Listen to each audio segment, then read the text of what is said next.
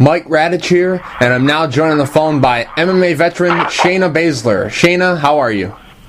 I'm doing great. I'm actually a little sad because I'm at the Harley show downtown and I can't eat at any of the vendors, but other than that, I'm doing good. Shayna, you got a fight coming up at Invicta 2 on July 28th. How's training been going for the fight? Oh man, I know this is like the canned answer that every fighter has to say when they get asked that, but I'm being dead serious that this is the best fight camp I've had. This is the best I felt. I don't know, I changed up a lot of the things I was doing and I feel great and I'm excited to see how it translates into my performance. So. Are you training with Josh Barnett? Is he helping you get ready for this fight, or have you changed up your training? I've been in communication with Josh as far as game planning and things to work on. I haven't been able to make it out to LA like normal, just because of the way both our schedules. I mean, he just had a huge fight and it just didn't work out, schedules and money and time off from doing other things and stuff like that. But we've been in communication, and he's the main guy in charge of game plan again. So, you know, I guess, yes, training via interwebs and airwaves. And he's going to be in your corner for the fight? Yeah, he'll be there, and then plus a couple of guys I train with at my home gym as well. Shayna, you haven't fought since November of 2010. A lot of that hasn't been your fault. It's, not because of injury or anything like that. You've had some fights that have been canceled and stuff like that. But were you surprised when Invicta called and said they were going to put you in the main event? I think that Shannon Nash was, when I went through the FCF tournament and won the FCF tournament, Shannon Knapp was one of the people involved in that. And so I think she knew that the plan was to go to Strikeforce after that, and then the Zupa thing kind of threw everything out of whack as far as all that stuff went. So, I won't say it was a surprise because Shannon Knapp's been following me and knows me, and when she worked with Strikeforce, I was fighting on Strikeforce. So she's known who I am, and I'm pretty sure those guys are really well educated as far as the female fight scene. So I think they've seen that I've at least, made an attempt to be active. I felt like I was sitting on the sidelines doing nothing. I've had fights, gone through fight camps, had a fall through. So I won't say it was a surprise, but it was awesome.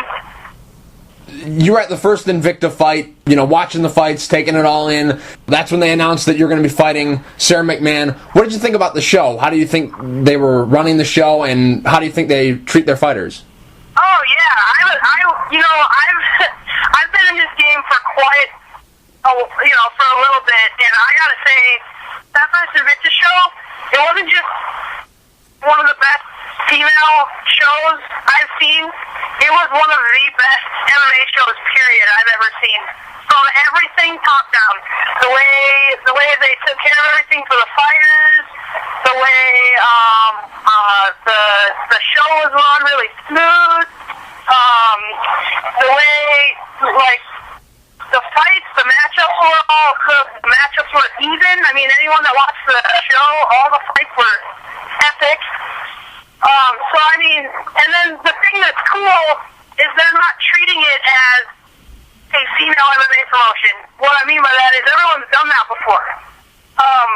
What they're doing different is they're treating it just like another MMA show. They're bringing Lawler, one of the most well-known commentators. They have Big John McCarthy as the ref at the next show. They had Stitch Duran, one of the cutmen. They're bringing in all the guys that you would have seen at any other show. Right. So I think that's the key here. Is they're not treating it as this is a side show, this is a women's MMA show. They're just treating it as an MMA show, and they're treating it like professionals. And it's sad to say, but it's the first time it's been done right by these guys. So. You went to college in Kansas.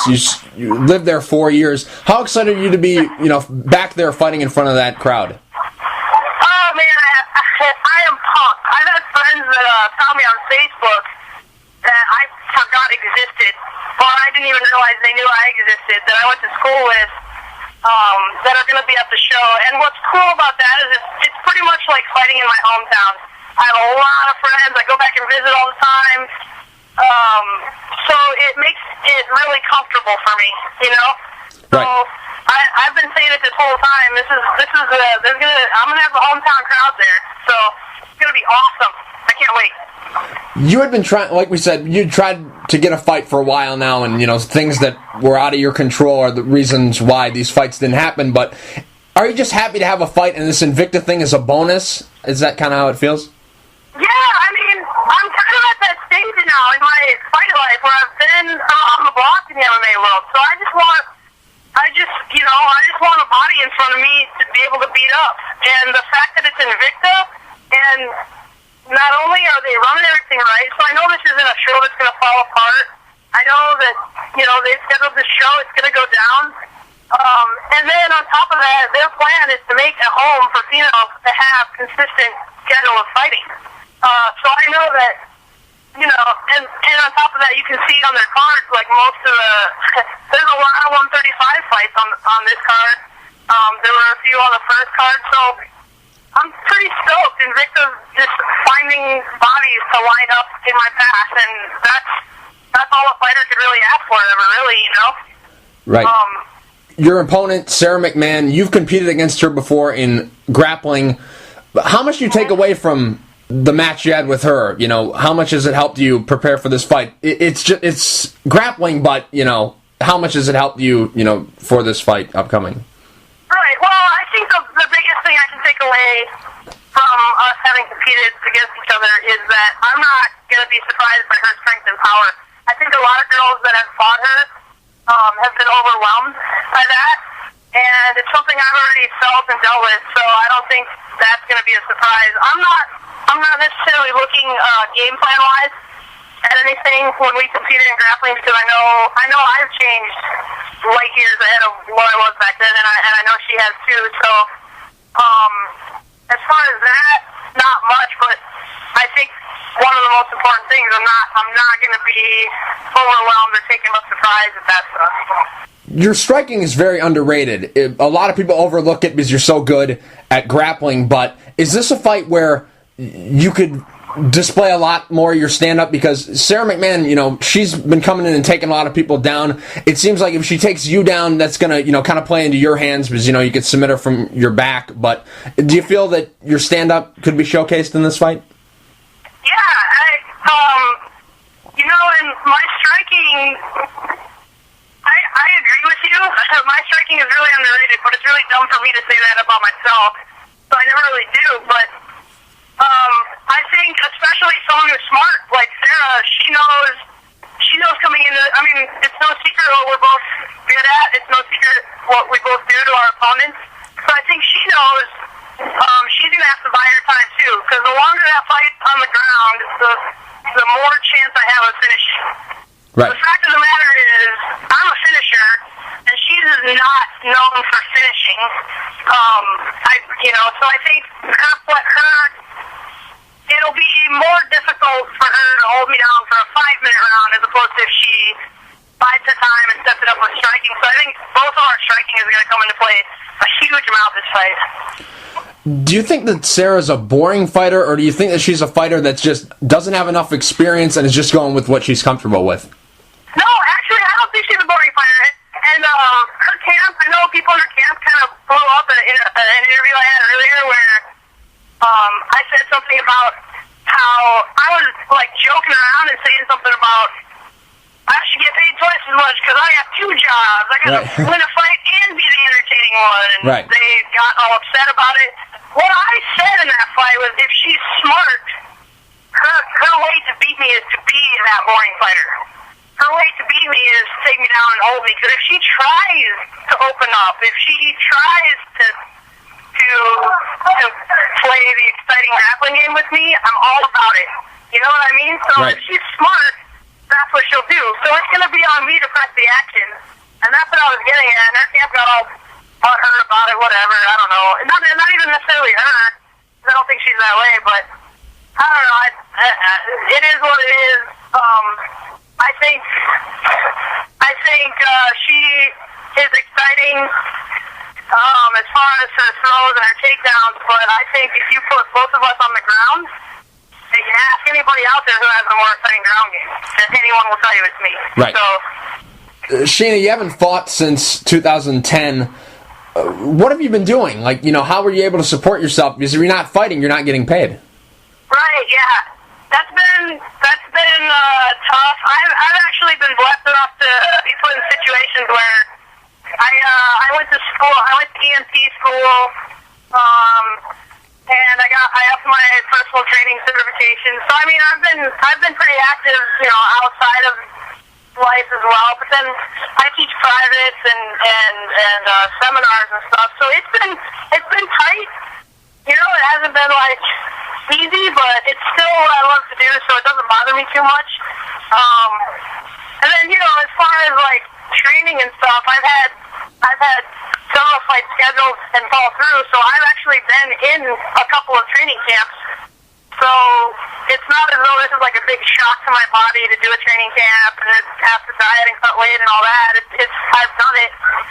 And then just to stay on top of things, even when those fights fell through, I would go ahead and finish my camp and everything like that, just to keep my body used to going through stuff like that. So I've been pretty active, and I just haven't been able to buy as many video games as I like, I guess. I actually had to sell almost my entire video game collection when Modern Warfare came out. I had to pick through and sell a bunch of my games, and I'm not a big seller of my games usually. I keep them for late night fun or whatever, but... Yeah. I'm the same way too. Yeah. I think I still have like Madden 2004. Like I just keep everything. So. And I don't know why. It's not like I play it all that much. Yeah. But yeah. So it was when Modern Warfare 3 came out and money was tight. I didn't have the money to just throw down on it and stand in line forever. I actually went. I have a buddy that owns a video game store here in town, and he called me a deal and took some games for credit in his store, and then I paid the difference. So. Yeah. Is that like a first world problem? Like, yeah, you're right, man. It's been tough. I haven't had work. Money's been tight. I had to actually sell my video games to get a new video game. Right. What system? Xbox or PS3? Xbox. Oh, okay. Shayna, you're the strength and conditioning coach for a roller derby team, the Sioux Falls Roller Dolls. Is this something that came up during this off time, or were you doing that a couple years before? No, I've been doing that for a while. I actually had a friend whose skater name goes by the name Queen Elizabeth, and she is just like into working out and does crazy things like marathons and stuff as well that I don't do. But someone had told her to get a hold of me, like a mutual friend had told her to put her in contact with me to just have some different type of workouts. So I was like, I think I was in the middle of a fight camp. I can't even remember when, but I was like, I'm in the middle of a camp. You can come do my extra strength conditioning with me. Like, I didn't really have any intent to necessarily help her specifically for derby, but then as time went on, and I was like, man, this girl's tough. She's hanging. She's sticking with it and hanging right beside me. So I started the personal trainer took over me. I started kind of tailoring her workouts more for attributes that would be more beneficial for her in roller derby. And then she started inviting other people from the team. Their performance started really improving, and so it just kind of spread. And now it's a regular thing. I work with them and go to practice and scream and holler at them and stuff. So. Shayna, one of your fights that was canceled, it was supposed to be against Alexis Davis, a fighter that you had beaten before, and this was supposed to be a rematch.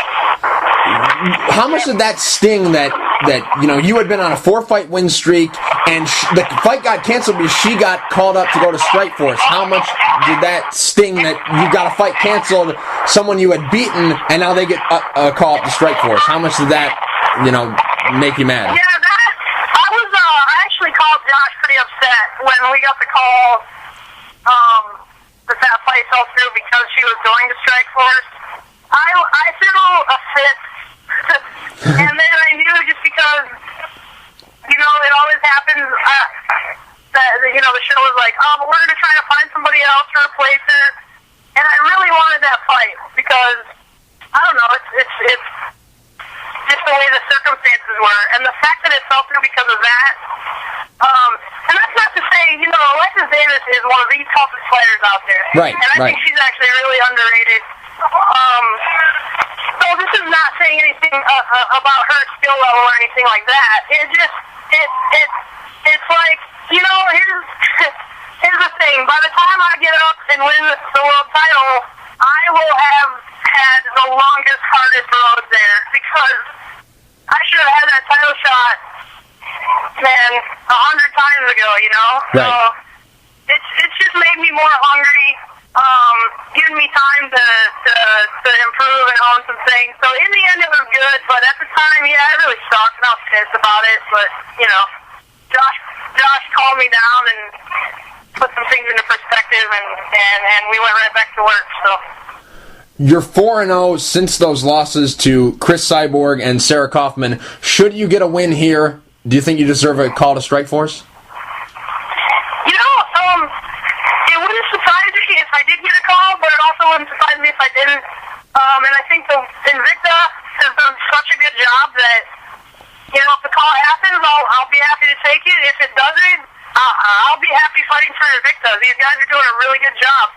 And I think the longevity of the way they're doing it is going to speak better for the longevity of women's MMA. They're building entire divisions. They're bringing in girls. They've done their homework. there's girls. This next card, people that follow women's MMA, this is such a huge card. Like every fight on that main card could be the main event. Right. And that's what they're doing right and different, is they're not trying to build a division surrounded around one person who's the title holder. Right. They're not trying to, great. So Rousey beats Kaufman, now what? A rematch with Misha? Then what? Like, you know what I mean? They're always scrambling, and you saw it with Cyborg too. Like, who does she fight now? Can't find anyone. But Invicta's laying out the road work ahead of time.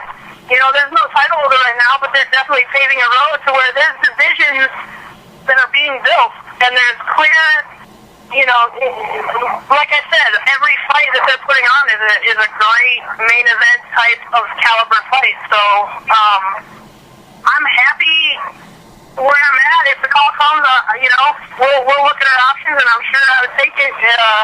But I'm not going to cry if it doesn't happen, because Invicta's doing everything right. Right. Not to look past Sarah McMahon, but a fight that would make a lot of sense should you continue to win is a fight against Ronda Rousey, because I think that your style, I think that would be a very good matchup. What do you think about a fight potentially with Ronda Rousey down the road? I like the idea of fighting Ronda Rousey. I think she's proven that she's a legit female, and I think we're done with saying she hasn't fought anyone. Right. I still don't think she has been pushed to her limits like some of the rest of us have. But I think what makes the fight between me and Ronda intriguing is that my style isn't just jiu-jitsu or just wrestling. I think you're hard-pressed to find female catch wrestlers and that can mix the two well. I studied jiu-jitsu and catch wrestling, and I think that I do a good job at blending the two into a really unique style. And I think that's what would pose a problem to her, is that I can bring high-level judoka in to train for judo tendencies. She would have a problem, I think, bringing someone in to simulate the things I do, because I don't even know the things I do till I do them sometimes. So I think it'd be interesting. I think it'd be a really interesting and entertaining grappling match, actually. Right. Now, Shayna, one thing I want to ask you: when you mentioned that you were calling Josh Barnett, talking about game plans, but in a lot of your fights, it seems like a lot of the stuff that you do is just on the fly. Is that kind of how things happen? Yeah, well, I mean, and the thing is I have to give credit to Josh for that, and my jiu-jitsu coach, Bruce Boyer. At the same time, we have a thing called called Lab Night, where we come in and do things that are way off the map. Like, what if I did this crazy thing and just kind of experiment? And you know, a big difference between catch wrestling and jiu-jitsu is that in catch wrestling, there are no limits on the holes you can put someone in. From the first day you're on the mat, you're twisting people's heads off with neck cranks and doing heel hooks and toes, and it's like in jiu-jitsu, you'll get ran out of gym sometimes if you drop back on somebody's leg, you know? Right. So I think that mentality that Josh has, coming from a catch wrestling background, where anything goes, so try anything. Don't put limits on yourself. And then knowing the history of catch wrestling. So I mean, pro wrestling comes from a shoot wrestling, a catch wrestling type of base. So I know that in the end, even though it's fake or it's scripted, I should say, pro wrestling has its roots in actual submission. So it's funny because I had a friend at my house, Sarah LaRosa, was at my place visiting, and I was looking at YouTube videos of pro wrestling matches, and I'd pause it on a submission and be like, see, and I would like turn my computer upside down and be like, see, you can do this if you had full mount instead of, you know, and she's like, wow, your brain's crazy, I don't even know how you see that stuff. So I have to credit that to, the CSW and catch wrestling background that I have, because I've, from day one, never been put in a box, like, as far as, like, this is arm bars, and you have to learn to pass the guard, and this is a triangle, and I've had to do all that, but it's not been so limited, and that's what I try to tell people, that that's not the be-all, end-all, you know, so, I don't know, maybe it's a little mixture of, I was born with a good eye for that type of thing, but, you know, Eric Paulson says the body's a submission waiting to happen. Right. So.